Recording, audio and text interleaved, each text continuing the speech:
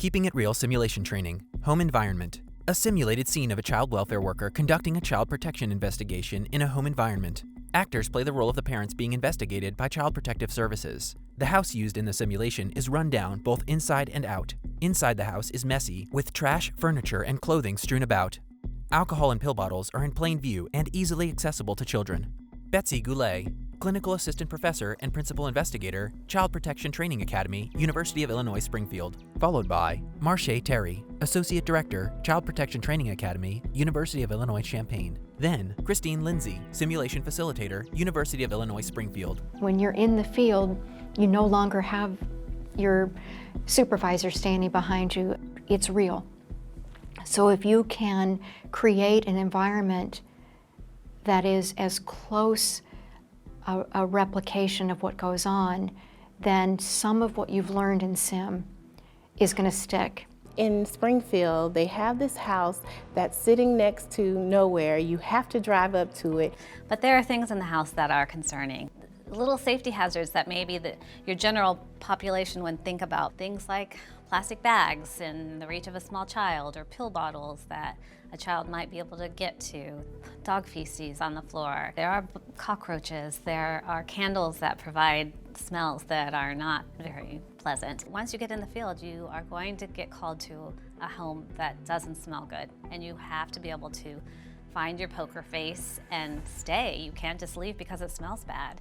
Amy Wheeler, Director, Child Protection Training Academy, University of Illinois Springfield. Followed by Monica Whittington Eskridge, Chief Learning Officer, Illinois Department of Children and Family Services.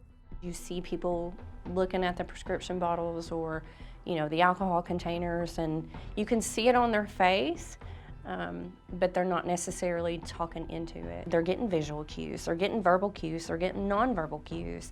What is it that they see and that they hear that makes them think that something's going on? And we know that our trainees come from statewide, and they are interacting in many different areas and urban as well as rural settings. When we were looking to expand to Chicago under the University of Illinois Urbana-Champaign, we took a different approach. We actually took space in our existing DCFS office where I had a learning and development center, and actually literally knocked down walls.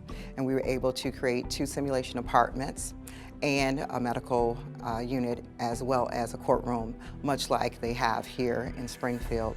The difference there is the urban landscape is very much different from the rural. They come into Chicago, those investigators, and they're walking into an apartment building, much like many of the homes that they'll be visiting. This gives the feel of more of an apartment, an urban setting for a lot of our staff in Cook County and the northern region of Chicago, in which those are the typical environments that they will be going in. Still using the same scenarios or same simulation content, and making sure that we keep the environments very true to what people are really seeing in all of the areas around the state.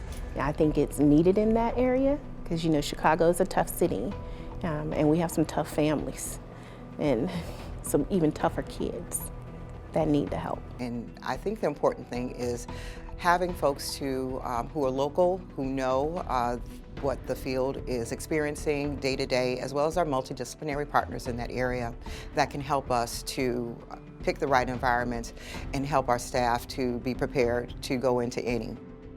To explore the other resources in the series, please visit capacity.childwelfare.gov/states. Logos for the Keeping It Real series, the Children's Bureau, and the Capacity Building Center for States. This video was created by the Capacity Building Center for States, funded by the U.S. Department of Health and Human Services, Administration for Children and Families, Children's Bureau, under contract number HHSP 2332-0150-0071I. Special thanks to representatives of the University of Illinois Child Protection Training Academy and the Illinois Department of Children and Family Services.